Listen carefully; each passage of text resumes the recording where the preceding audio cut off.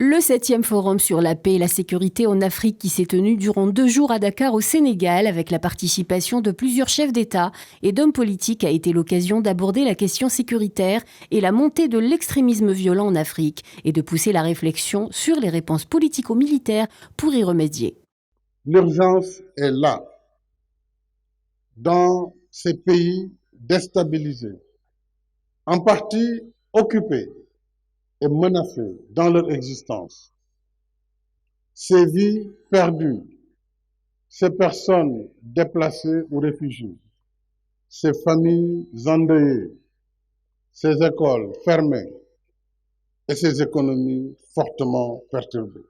J'ai même la faiblesse de penser que pour certaines armes, la proportion chez les terroristes est supérieure à celle détenue par les forces régulières. La grande erreur des partenaires est leur faible implication dans le combat contre le trafic des armes en provenance de Libye, qui est pourtant le paramètre le plus important dans la prévenance de ce terrorisme. La crise sanitaire, ses répercussions sur la sécurité et l'économie des pays et la contribution de l'Afrique dans la lutte contre les pandémies était une des thématiques importantes abordées.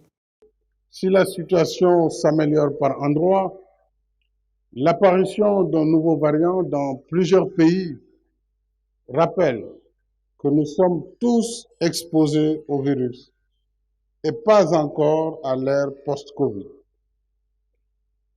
Mais le thème nous engage aussi à être résilients, déterminés et combatifs.